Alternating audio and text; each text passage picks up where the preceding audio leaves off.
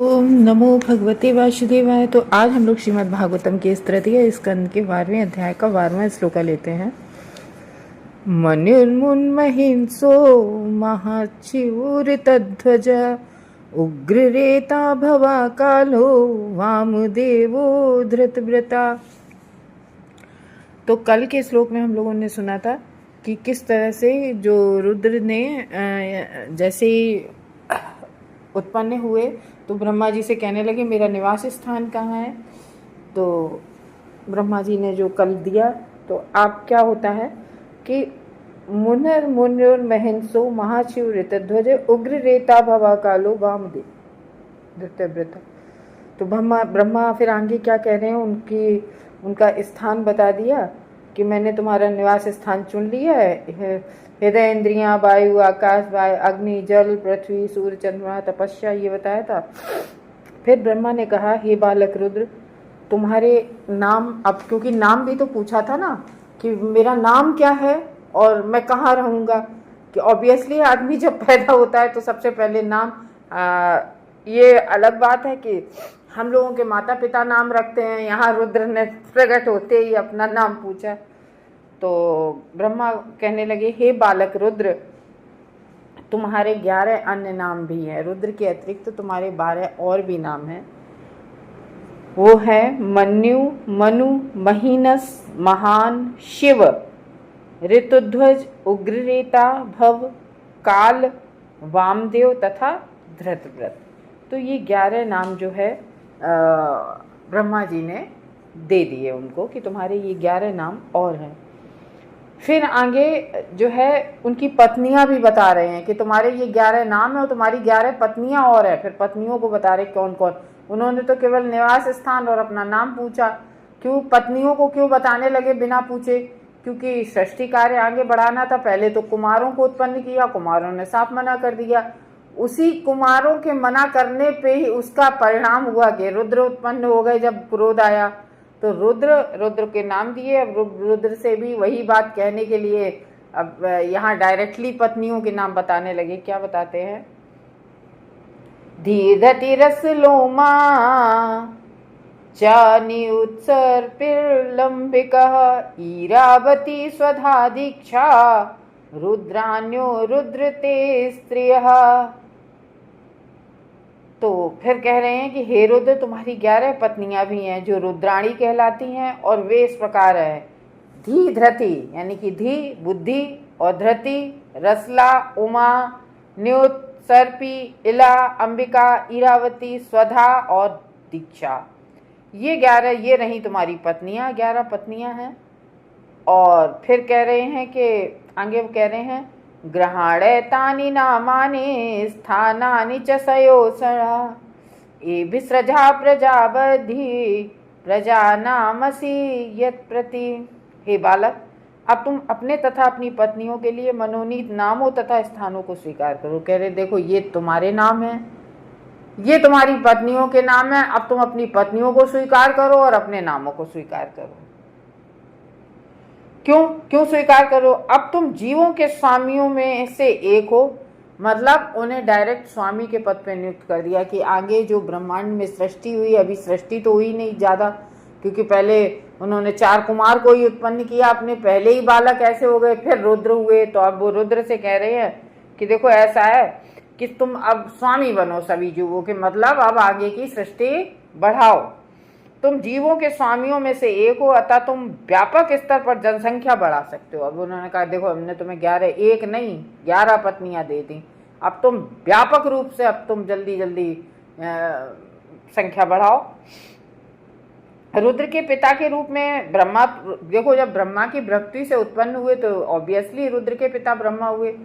तो पिता के रूप में ब्रह्मा ने अपने पुत्र के लिए पत्नियां, बहुत अच्छी बात है कि हमारा जो धर्म है क्या कहता है कि पिता अपने पुत्र के लिए पत्नी चुनता है। और आज हमारे धर्म का ऐसा सत्यानाश हुआ है कि आज तो पुत्र और पुत्रियां अपने जीवन साथियों को, अपने पति या पत्नियों को लेके अपने पेरेंट्स के सामने खड़े हो जाते हैं, देखो हमने चुन लिया। लेकिन क्या था हमारा धर्म कि किसने, ब्रह्मा ने चुनी है शिव के रुद्र के लिए पत्नियां। तो ब्रह्मा कह रहे हैं, ब्रह्मा ने नाम दिए कि ये तुम्हारी पत्नियां हैं और सृष्टि बढ़ाओ। तो वही है, ब्रह्मा ने, रुद्र के पिता के रूप में ब्रह्मा ने अपने पुत्र के लिए पत्नियां और उनके निवास स्थान, भाई बच्चों को फ्लैट भी दिलवाता है कि देखो भाई तुम्हारी नौकरी लग गई, नौकरी करो और ये तुम्हारा फ्लैट है। तो उन्होंने इस तरीके से फ्लैट भी दे दिया ब्रह्मा ने, पत्नियां भी दे दी कि अब देर किस बात की, अब जनसंख्या बढ़ाओ। निवास स्थान तथा उनके नामों का भी चयन किया।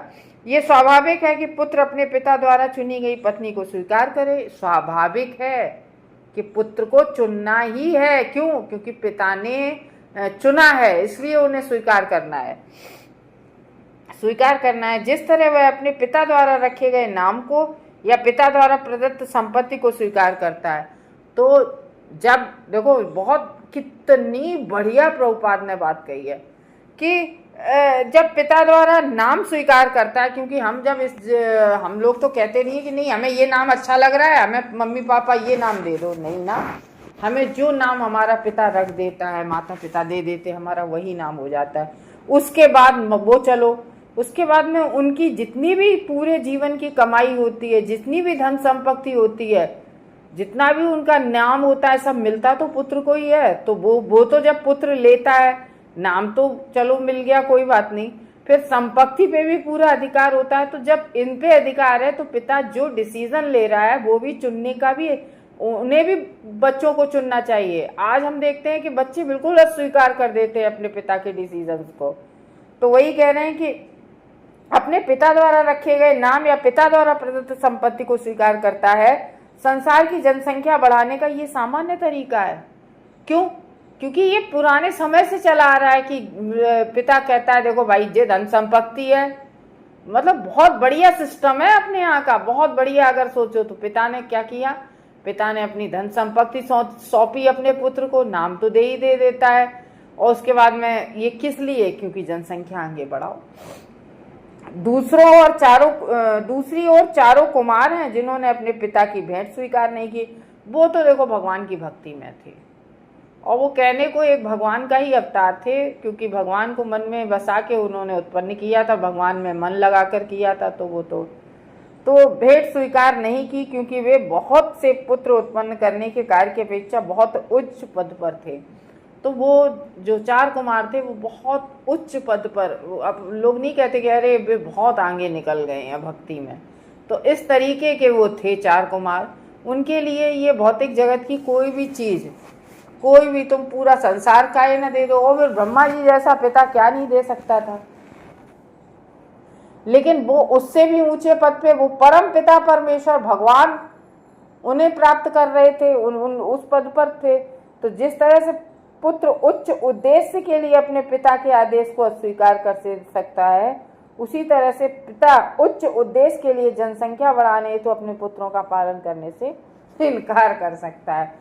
तो बहुत अच्छी बात है कि जब चार कुमारों ने मना कर दिया कि भाई हम नहीं जनसंख्या बढ़ाएंगे, तो फिर पिता ने अपनी धन संपत्ति देने से भी इनकार कर दिया। ब्रह्मा जी ने फिर उन्हें कुछ नहीं दिया, ना नाम दिया, ना निवास दिया, कुछ नहीं। जनसंख्या पुत्रों का पालन करने से इनकार कर सकता है ना। तो ब्रह्मा जी की अब कोई रिस्पॉन्सिबिलिटी नहीं है। पहली बात तो वो भक्त थे, उनकी रिस्पॉन्सिबिलिटी भगवान स्वयं उठाते उन्हें की। तो इस तरीके से आगे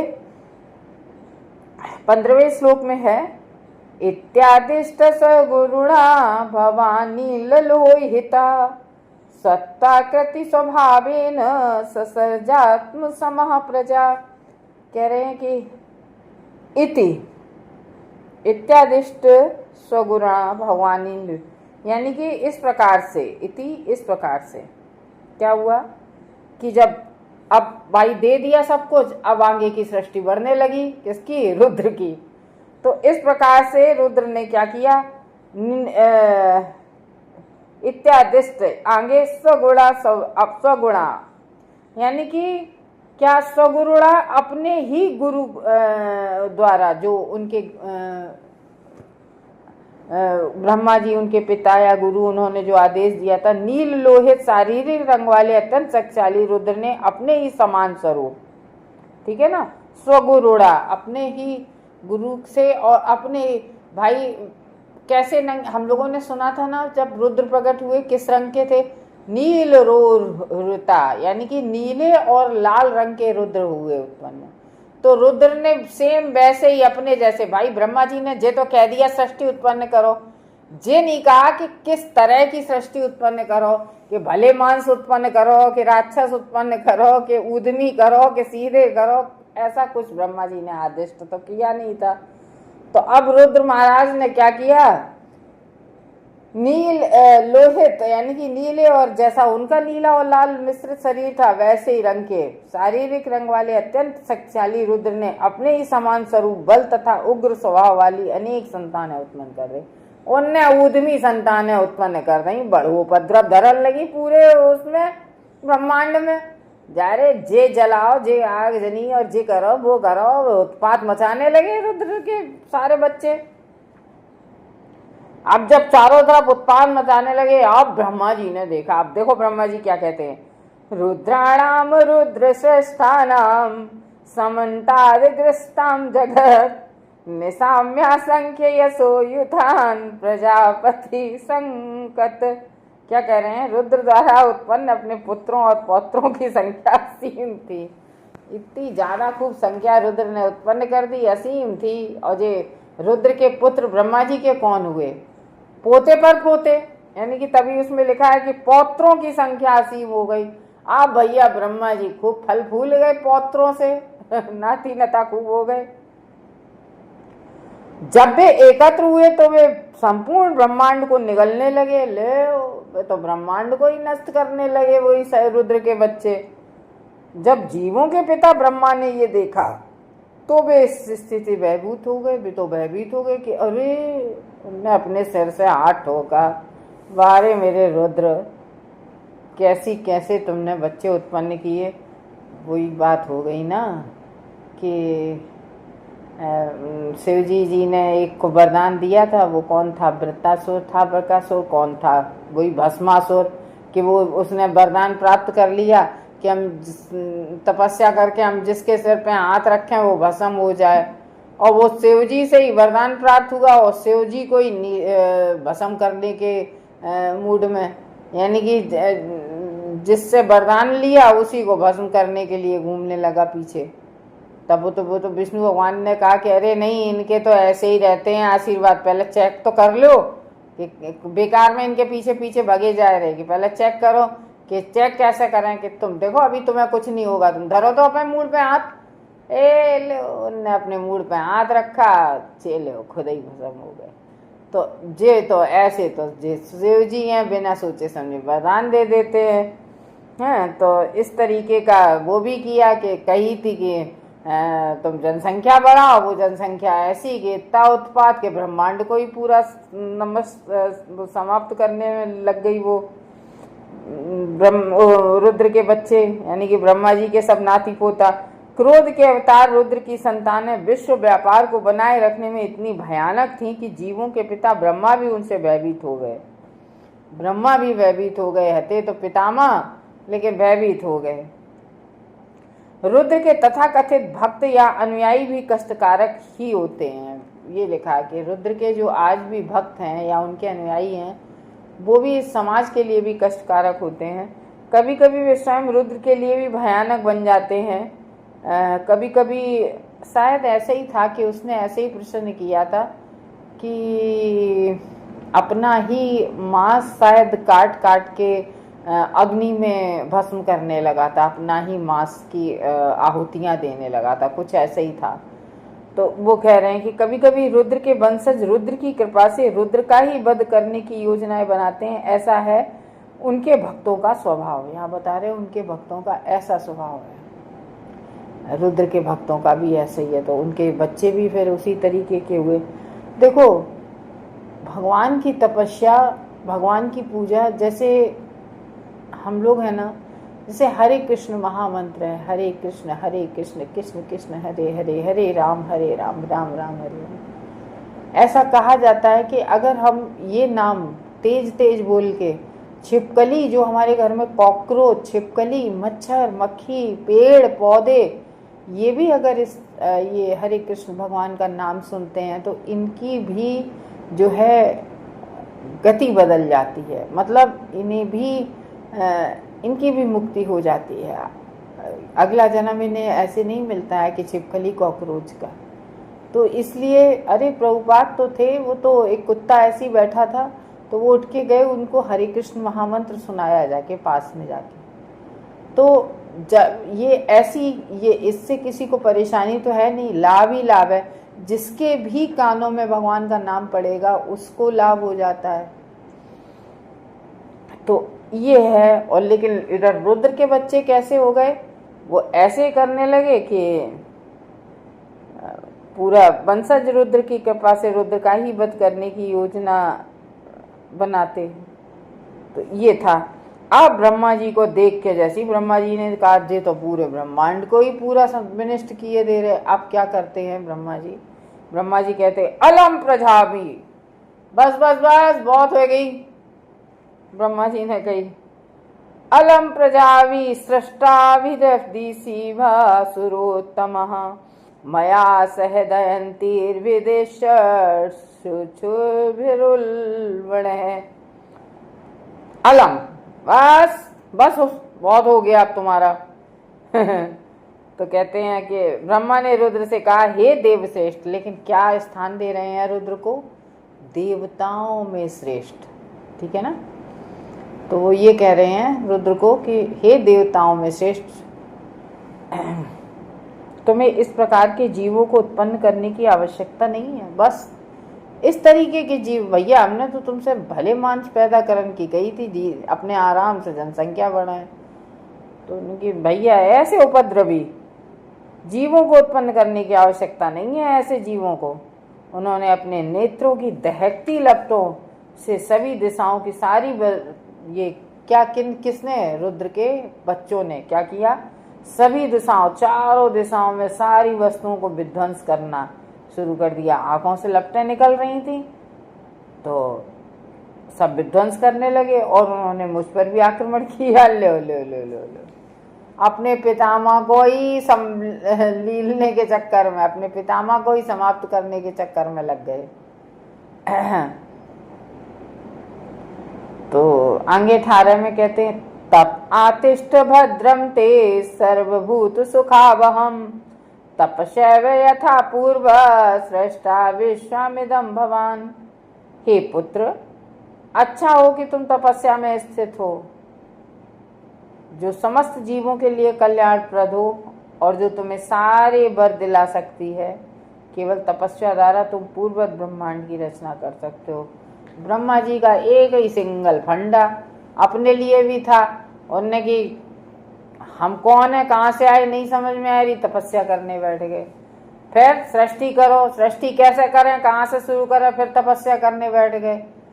तो उनका एक ही सिंगल रूल तपस्या। तो वो उन्होंने रुद्र को भी बताया कि हे पुत्र, अच्छा हो कि तपस्या में स्थित हो तुम, और ऐसी तपस्या करो ताकि सभी जीवों के लिए, ऐसी तपस्या ना करो कि किसी को परेशानी हो। ऐसी तपस्या करो जैसे हिरण्यकश्यप ने तपस्या करी तो सभी जीवों की परेशानी वाली तो करी। तो उन्होंने कहा ऐसी तपस्या नहीं करना कोई और परेशान हो तुम्हारी तपस्या से, कि हम इतने उपद्रव करें लेकिन हम पे कोई कंट्रोल ना हो, ऐसे वरदान प्राप्त करें भगवान को प्रसन्न करके ना। उनके ऐसी कल्याणप्रद तपस्या करो जो तुम्हें सारे वर दिला सकती है। केवल तपस्या द्वारा तुम ब्रह्मांड की रचना कर सकते हो। तो विराट जगत की उत्पत्ति, पालन तथा संहार के लिए 3 देवता होते हैं ना, तीनों ब्रह्मा विष्णु महेश। उत्पत्ति कौन करता है? ब्रह्मा करते हैं। पालन कौन करता है? विष्णु करते हैं। और संहार कौन करता है? भगवान तमोगुण के अधिष्ठाता भगवान शिव जी करते हैं। तो ब्रह्मा विष्णु और महेश, तो ये उत्तरदायी होते हैं तीनों के लिए, उत्पत्ति पालन सृष्टि के लिए। तो देखो इस भौतिक जगत में, यहाँ से ही सुन लो, इस भौतिक जगत में हर चीज़ का यही नियम है, उत्पन्न होती है, कुछ दिन रहती है और फिर समाप्त हो जाती है। तो वही है कि उत्पत्ति ब्रह्मा जी ने की, पालन कुछ दिन विष्णु जी ने किया, उसके बाद संहार यानी कि सब कुछ समाप्त होता है तो वो शिव जी करते हैं। तो इस तरीके से शिव जी उत्तरदायी हैं। रुद्र को यह सलाह दी फिर गई कि सृजन तथा पालन की अवधि में वे विनाश ना करें। तो तो जिस समय तो हमेशा ना विनाश करें। क्या सलाह दी गई?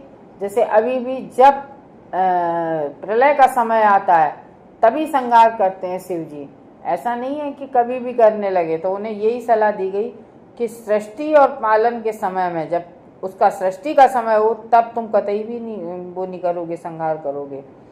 अपितु तपस्या करने बैठ जाएं, उस समय में तपस्या करने बैठ जाएं, तथा प्रलय यानी कि संहार की प्रतीक्षा करो, बैठ जाओ। जब प्रलय की आएगा समय तब उठ के, तब तक तुम तपस्या करो लगातार।